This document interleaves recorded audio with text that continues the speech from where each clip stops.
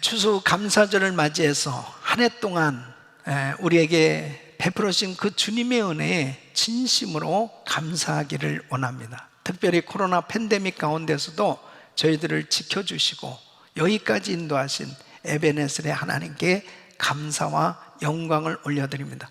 다시 한번 우리 하나님 감사합니다. 영광 받아 주시옵소서. 여러분, 우리가 살고 있는 이 미국은 감사로 세워진 나라입니다. 1620년에 102명의 청교도들이 메이플라워호를 타고 이제 이 미국에 도착할 때 그들이 탄 배는 180톤 밖에 안 된 2마일의 시속으로 무려 66일간의 긴 항해 끝에 말할 수 없는 그 풍랑의 위협을 무릅쓰고 이제 도착을 하게 되는데, 사실은 11월 11일 날 도착을 했습니다. 그러나 정착할 곳을 찾지 못했습니다.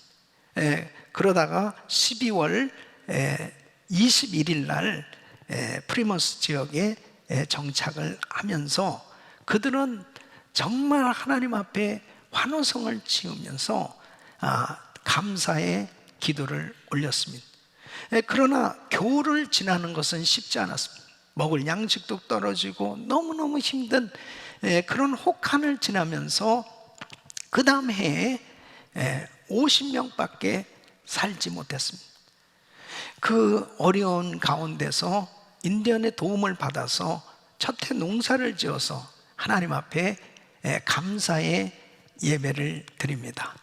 그리고 이제 당시 초대 지사가 된 이 윌리엄 브래드포드 이분이 이제 그 3년 뒤에 1623년 11월에 하나님 앞에 감사절을 선포합니다.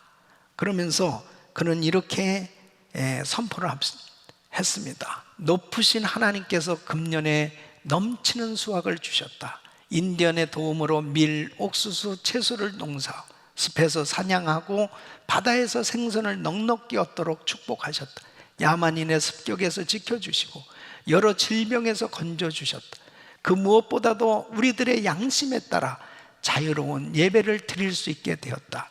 나는 모든 순례자들에게 선포한다. 1623년 11월 29일 목요일 오전 9시부터 12시까지 어른과 아이들 전원이 모여 목사님의 말씀을 듣고 이 모든 복을 주신 하나님께 감사의 예배를 드려라. 그러면서 그들은 이제 하나님 앞에 이 감사의 예배를 올려드립니다. 이 청교도들은 정말 환난 중에도 그렇게 어려운 상황 속에도 하나님 앞에 감사했습니다. 그래서 이 감사로 미국은 시작부터 감사로 세워진 나라입니다. 여러분, 전 세계에서 이렇게 감사로 세워진 나라가 어디 있겠습니까? 이 미국은 정말 축복을 받은 나라입니다. 그래서 하나님께서 이 미국에 놀라운 복을 주신 겁니다. 감사하는 마음은 하나님 앞에 복을 받은 그릇과도 같아요. 환난 중일수록 더 감사가 넘쳐야 될 줄로 믿습니다. 특별히 우리는 한 번도 경험해 보지 못한 이 코로나 팬데믹 가운데 추수감사절을 맞이했습니다. 교회에 나오지도 못하고 집집마다 인터넷을 켜고 하나님 앞에 감사 예배를 드리는 이런 환경 가운데서 오늘 추수감사주일을 맞이했습니다. 여러분, 정말 하나님 앞에 이 환난 중에도 감사를 넘치게 할 수 있는 귀한 예배가 될 수 있기를 바랍니다. 저는 지금까지 로마서에서 이 사도 바울이 감사한 내용을 살펴보면서 은혜를 받고 있습니다. 감사해야 될 그 내용이 뭔지, 감사할 이유가 뭔지를 알면 더 감사를 넘치게 할 수 있는 것이죠. 그리고 로마서 1장에서는 이 로마에 세워진 교회가 이 풍성한 열매를 맺고 있음에 감사하고 있습니다. 두 번째는 이 6장에서 사도 바울은 바로 죄의 종살이를 하던 우리가 이제 해방되었음에 대해서 감사를 하고 있습니다.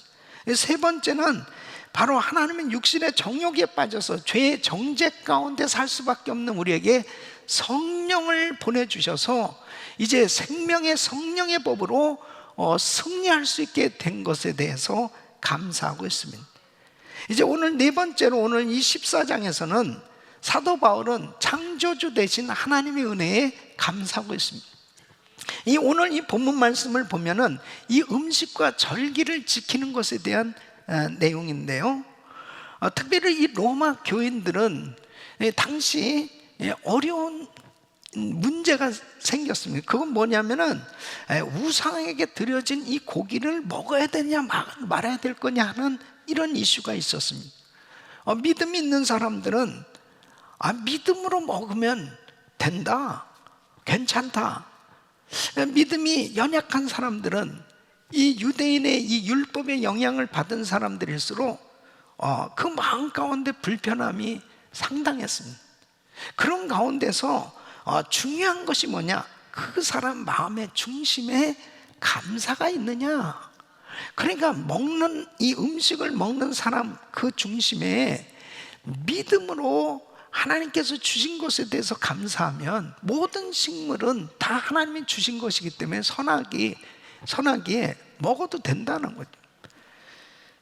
그러나 고기를 안 먹는 사람들도 안 먹는 이유가 내 신앙을 지키기 위해서, 그리고 고기 외에도 다른 것을 얼마든지 먹을 수 있는 것에 대해서 감사한다면 그것도 괜찮다는 것입니다. 그러니까 중요한 것은 뭐냐?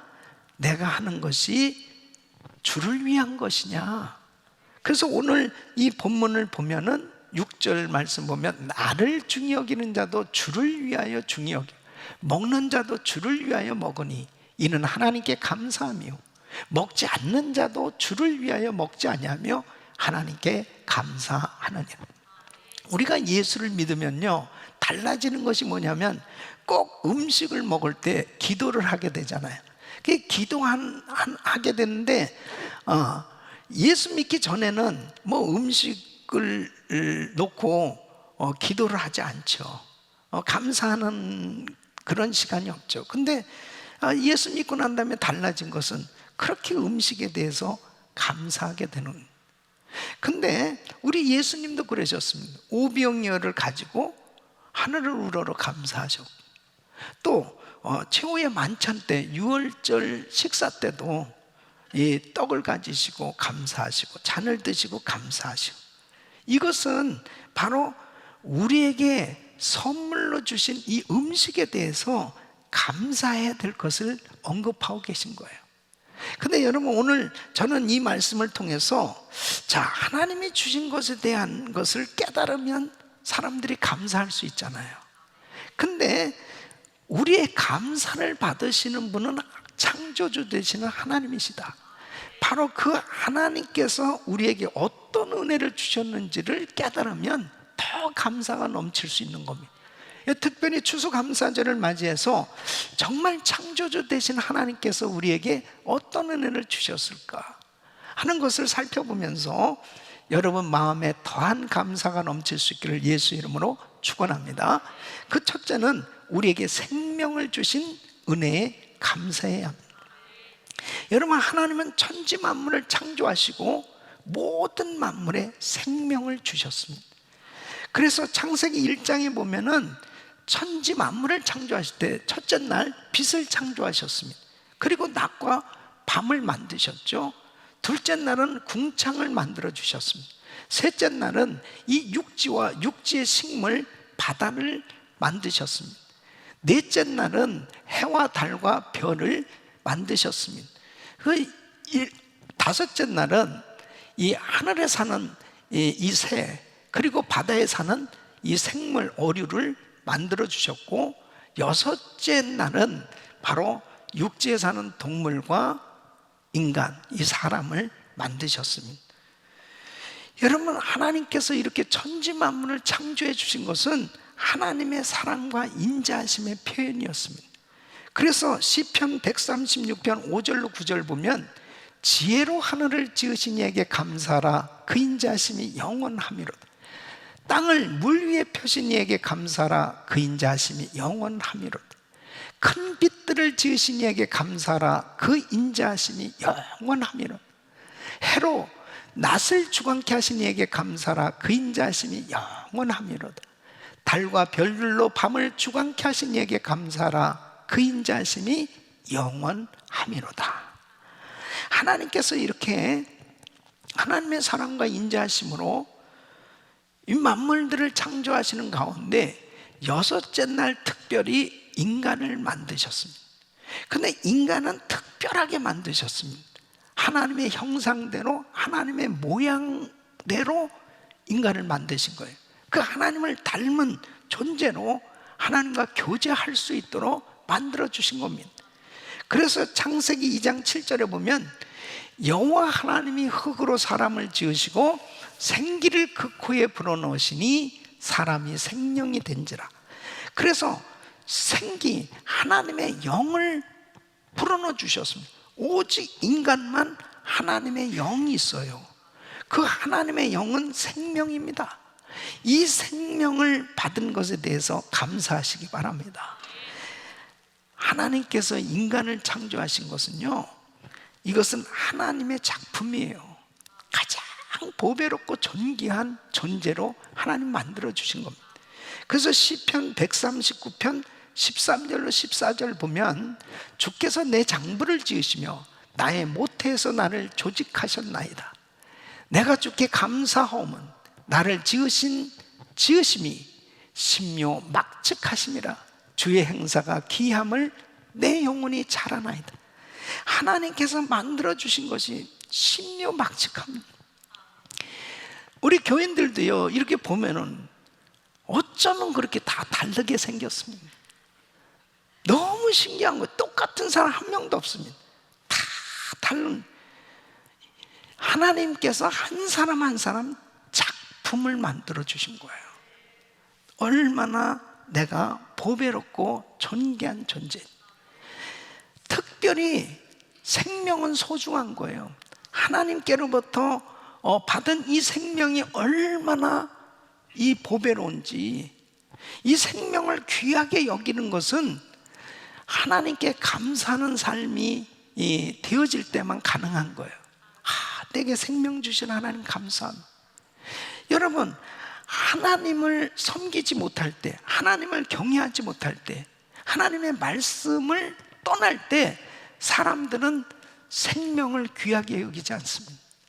그러니까 총기 사고가 나는, 총기 사고는 생명을 귀하게 여기지 않는 사람들의 행위입니다.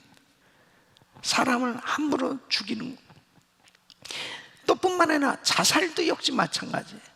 하나님이 나에게 귀하게 나에게 생명을 주셨고 내가 얼마나 귀한 존재인지를 깨닫지 못하면은 스스로 자살하는 이런 사람들, 생명 주신 하나님을 향해서 정면 도전하는 일이에요. 그것은 무서운 죄를 짓는 겁니다. 이건 똑같이 살인죄를 짓는 거죠. 여러분, 낙태도 역시 마찬가지예요. 이것은 생명을 귀하게 여기지 않는 데서 생겨지는 겁니다. 그러니까 여러분, 미국이 청교도 신앙으로 세워진 이 나라는 생명을 귀하게 여겼다니까요. 그러니까 청교도들이 전부 만든 모든 법은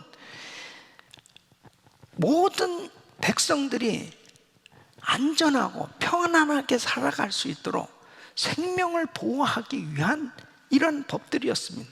그것은 하나님이 기뻐하는 거죠. 그런데 하나님 말씀을 떠나게 되어졌을 때 그때부터 사람들은 생명을 귀하게 여기지 않습니다. 그러니까 그때부터 사람을 죽이고 그리고 자살률이 높아지기 시작하는 거예요. 그리고 1973년 연방 대법원에서 이 낙태 찬성으로 법이 통과가 됐습니다. 그때부터 이 미국은 이 낙태가 얼마나 심해졌는지 압니까? 지금까지 통계적으로 6천만 명을 낙태시켰다는 거예요. 그 낙태는 생명을 죽이는 거예요. 살인입니다, 살인. 근데 여러분 보세요. 세례 요한의 어머니 뱃속에 이 엘리사벳이 세례 요한을 임신했을 때, 그때 예수님을 임신했던 마리아가 방문을 했습니다. 근데 누가복음 1장 41절에 보면 엘리사벳이 마리아의 무난함을 들으매 아이가 복중에서 뛰노는지라. 엘리사벳이 성령의 충만을 입어 44절 보면 보라, 내 무난하는 소리가 내 귀에 들릴 때에 아이가 내 복중에서 기쁨으로 뛰놀더라. 이 태중에 있는 이 세례 요한이 그 마리아의 태중에 있는 그 예수님을 보고 막 기뻐 뛰어놀았다, 그렇게 표현하고 있는 거예요. 이건 뭐예요? 태아도 하나님이 인정하는 사람이에요. 귀한 존재입니다. 그런데 낙태를 해요. 그것은 살인인 것입니다. 그러니까 하나님이 주신 생명을 너무 귀하게 여기고 감사하게 될 때 하나님은 더한 은혜를 베풀어 주신 줄로 믿습니다. 절대로 자살하면 안 돼요. 절대로 낙태하면 안 돼요. 절대로 사람을 죽이면 안 돼요. 왜? 생명은 하나님께로부터 온 거기 때문에 귀하게 여겨야 되는 것입니다. 그래서 좋으신 하나님께서는 생명을 위해서 필요한 모든 음식을 허락해 주신 것입니다. 그래서 추수를 하게 되어졌을 때 이 추수를 하기 위해서 햇빛과 비가 있어야 되고 신선한 공기가 있어야 됩니다. 태풍을 막아주셔야 됩니다. 병충해를 막아주셔야 됩니다. 그래서 우리가 먹는 이 쌀과 밀이 정말 이렇게 만들어지기까지 농부들이 수고하지만 사실은 하나님의 은혜가 없이는 이 쌀과 밀이 만들어질 수 없는 거죠. 그래서 우리의 식탁에 이 놓여져 있는 이 음식물을 볼 때마다 이 음식물을 허락하신 하나님께 감사해야 되는 것입니다. 그래서 시편 145편 15절로 16절 보면 중생의 눈이 주를 앙망하오니 주는 때를 따라 저에게 식물을 주시며 손을 펴사 모든 생물의 소원을 만족해 하시나이다. 하나님께서 모든 농작물을 추수할 수 있도록 은혜를 주시고 이런 모든 생물을 얻을 수 있도록, 그렇게 식물을 얻을 수 있도록 은혜를 주시는 줄로 믿습니다. 그래서 우리는 이 음식 앞에서도 늘 감사해야 됩니다. 우리 주님 앞에 감사해야 됩니다. 또 그런 음식물을 얻기 위해서는 일해야 되지 않습니까?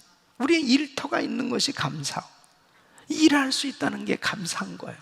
그래서 하나님께서는 우리의 필요한 모든 것을 이렇게 채워주시기 위해서 축복해 주시는데, 그것은 생명을 주셨기 때문에, 그 생명이 귀하기 때문에 하나님께서 생명을 위해서 모든 걸 주시는 거예요.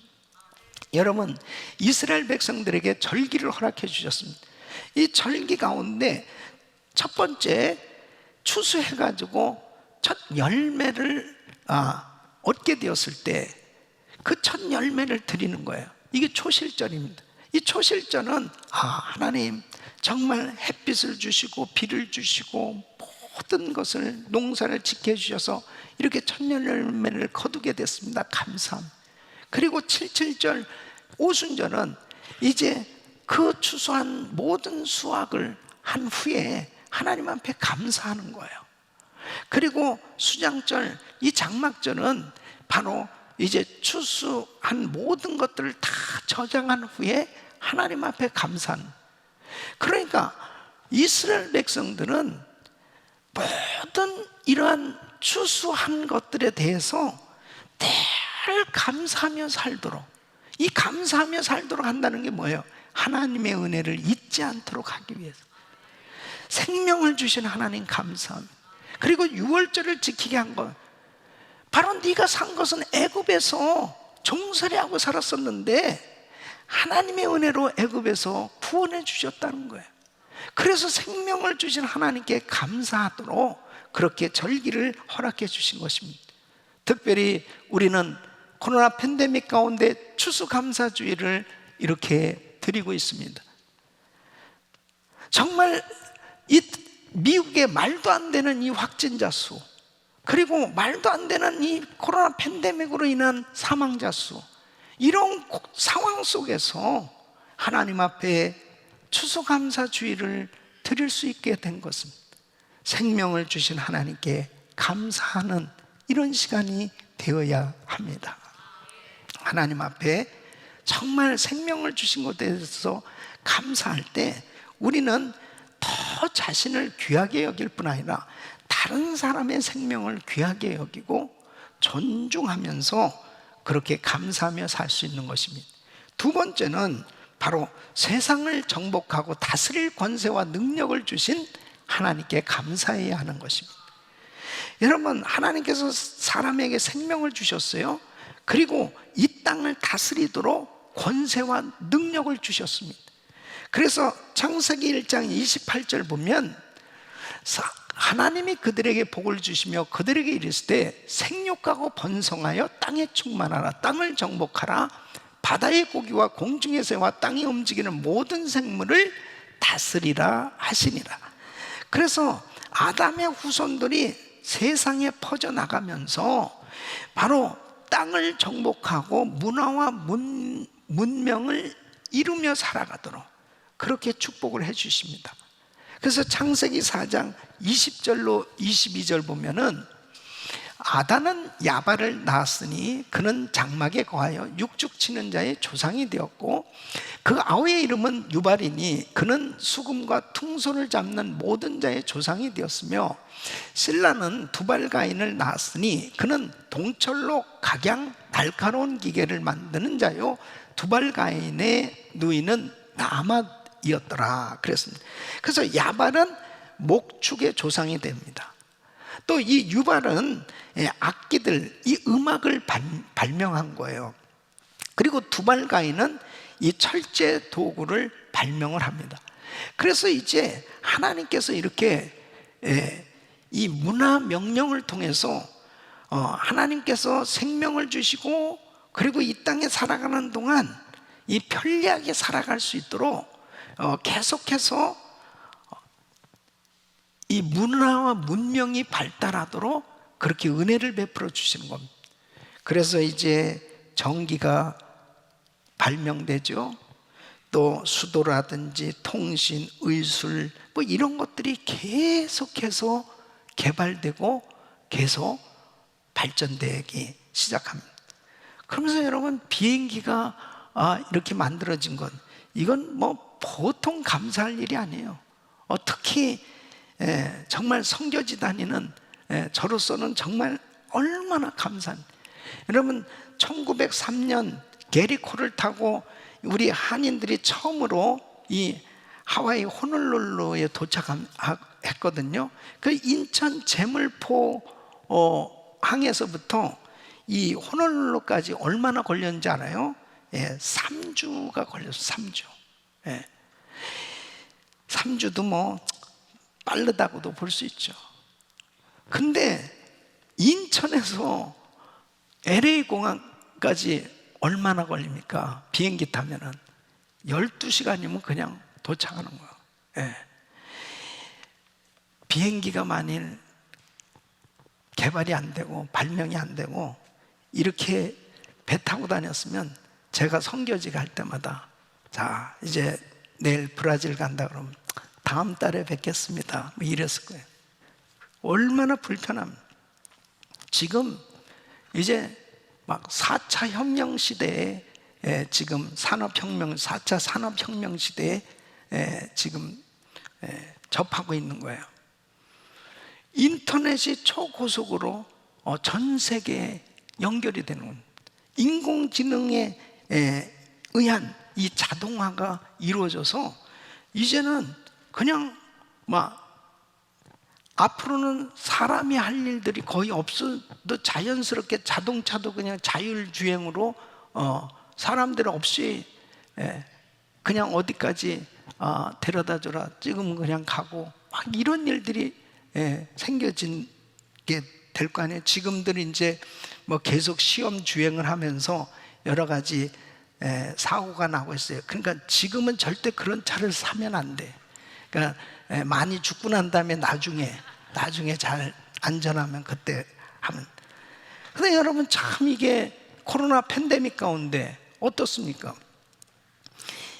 이게 참 이 IT의 이 발전으로 인해서 참 혜택을 요즘 참 누리고 있습니다. 이 유튜브로 생방송이 지금 이렇게 되고 있거든요. 만일 코로나 팬데믹 가운데 교회가 다 폐쇄되고 이런 온라인 시스템이 안 된다면은 와, 어떻게 우리 성도들과 교제가 이루어지고 예배를 드릴 수가 있겠습니까? 어제도 우리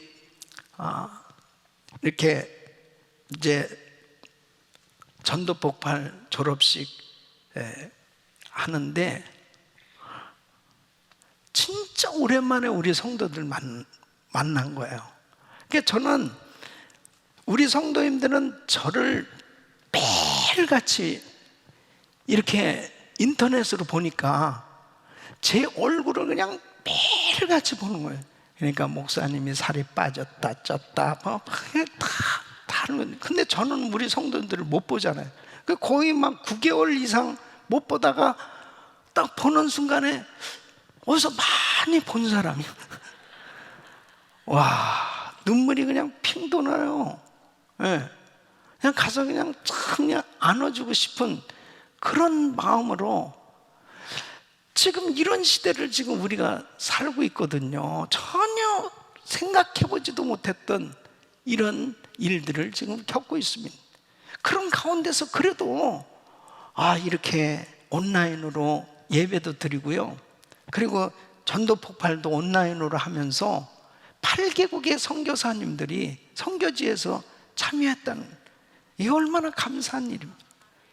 그런데 여러분 중요한 것이 뭐냐, 이렇게 이 문명이 발달하고 문화가 발달할 때 하나님이 빠지면, 하나님 안에, 말씀 안에 없으면 어떻게 되냐, 이 문화와 문명은 사람을 타락시킵니다.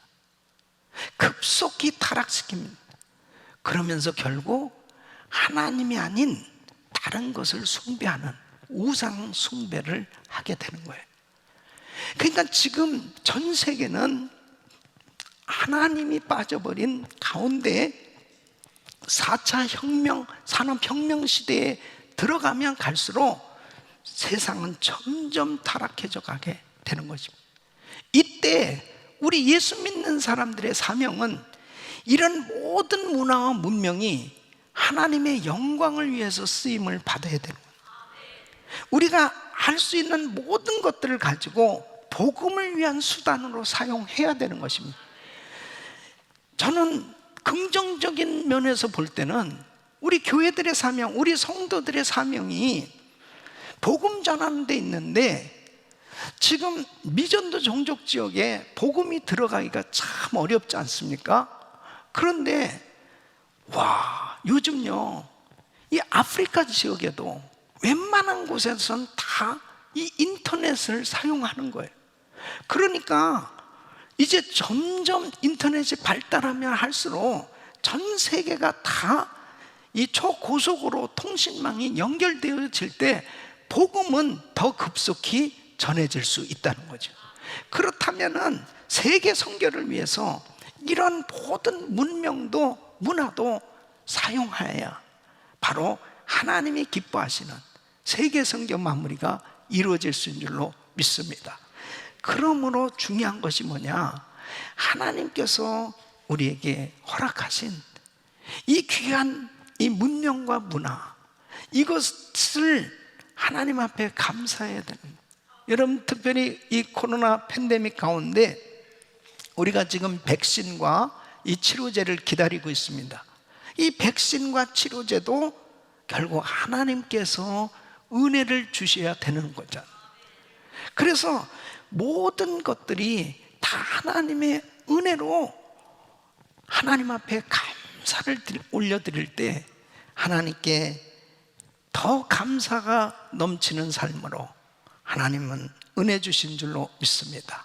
그래서 우리에게 문명을 주시고 이 세상을 정복해 나갈 수 있도록 이 문화 명령을 허락하셨는데, 우리는 더더욱 하나님을 믿음으로 찬양하고 더 예배하고 더 하나님의 영광을 위해서 이 모든 것이 쓰여지도록 그렇게 드려져야 될 줄로 믿습니다.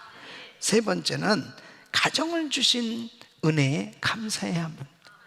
여러분, 하나님께서 친히 가정을 만들어 주셨습니다.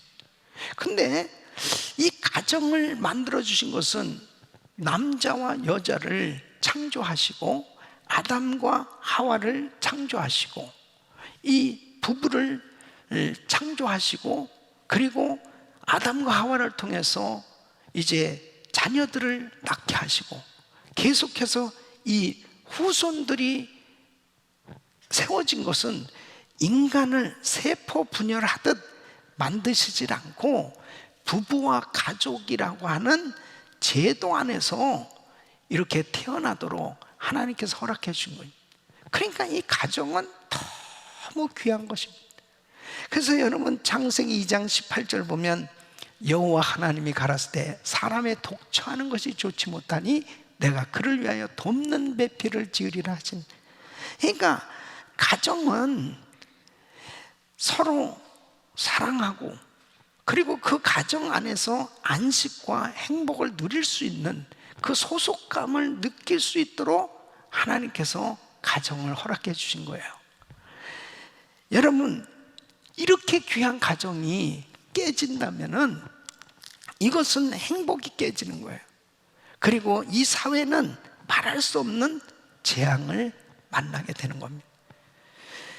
가정은 너무나 중요한 것입니다. 너무나 소중한 것이에요. 여러분, 우리의 가정을 하나님께서 허락해 주셨다. 그래서 우리의 가족은 정말 하나님이 주신 이 소중한 가족이다라는 거 하면 하나님께 감사하지 않을 수 없는 거예요. 그러니까 여러분들에게 허락하신 귀한 가정, 정말 하나님이 축복으로 주신 겁니다. 소중하게 여기시길 바랍니다. 여러분, 아무리 세상적으로 많은 부를 얻고 또 지위도 높아지고 명성이 있는 사람이라 하더라도 집에 들어가면 가정이에요. 집에 들어가면 부부 관계가 또 자녀들과의 관계가 형성된 가정이 있는 거예요. 근데 만약 그 사람의 가정이 정말 다 싸우고 그리고 깨어져 있다면은 그 사람은 결단코 행복할 수 없습니다. 개인의 행복은 가정의 행복이에요. 예? 그래서 잠언 17장 1절에는 마른 떡 한 조각만 있고도 화목하는 것이 육선이 집에 가득하고 다투는 것보다 나으니라. 그러니까 화목한 것이 얼마나 중요한 거예요. 예? 우리 귀한 성도님들, 특별히 코로나 팬데믹 가운데 정말 우리 가정이 얼마나 소중한가 하는 걸 다시 한번 더 느끼는 시간 아니겠어요? 주 안에서 정말 행복한 가정을 이룰 수 있기를 바랍니다. 우리가 맨날 외치잖아요. 우리 가정 천국입니다. 정말 우리 가정 천국이 돼야 돼요.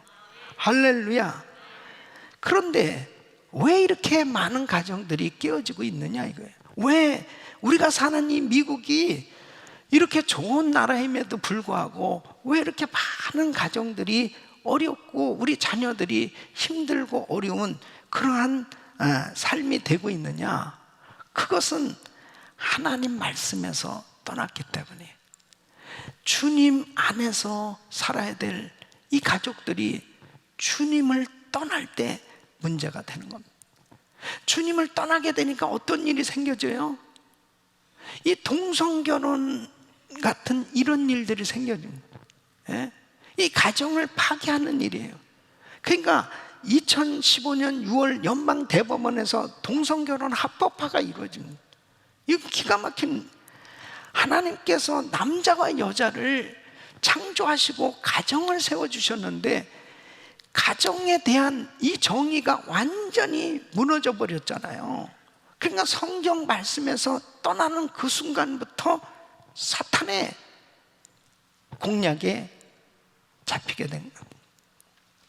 여러분, 하나님을 경외하는 가정을 하나님이 축복해 주시는 겁니다.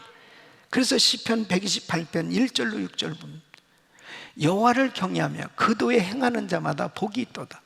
내가 내 손이 수고한 대로 먹을 것이라. 내가 복되고 형통하리라. 내 집 내 실에 있는 내 아내는 결실한 포도나무 같. 내 상에 둘린 자식은 어린 감람나무 같으리라. 여호와를 경외하는 자는 이같이 복을 얻으리로다. 여호와께서 시온에서 내게 복을 주실지어다. 너는 평생의 예루살렘의 복을 보며 내 자식의 자식을 볼지어다. 이스라엘에게 평강이 있을지로다.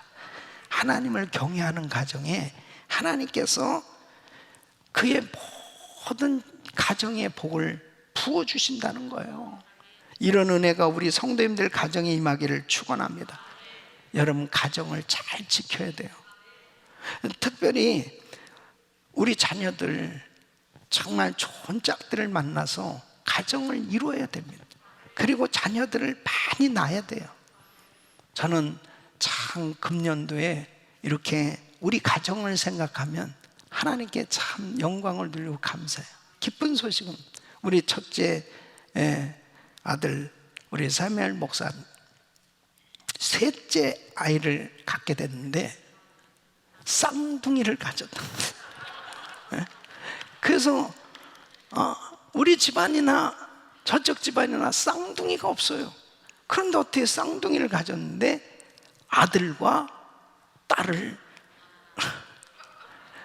한 목에 넷이 되는 거예요. 우리 교회에서는 넷을 낳으면은 하와이 여행을 보내줍니다. 한 번에 그냥 4명. 그 둘째 아들 우리 엘리야 전도사는 이제 다음 달에 둘째를 낳게 되는데, 그럼 내년이면 우리는 6이 됩니다. 생육하고 번성합니다. 여러분, 참 감사한 건 뭐냐면 자녀들이 정말 하나님을 잘 섬기고, 그리고 하나님이 주신 이 생명을 귀하게 여기고, 그리고 하나님 앞에 아름답게 살 수 있도록 그렇게 하나님 앞에 예배가 있는 가정이 될 때 하나님은 더한 은혜를 주신 줄로 믿습니다. 우리 사랑하는 성도 여러분, 가정에 예배가 있어야 됩니다. 우리 자녀들과 함께 예배하는 가정을 만드십시오.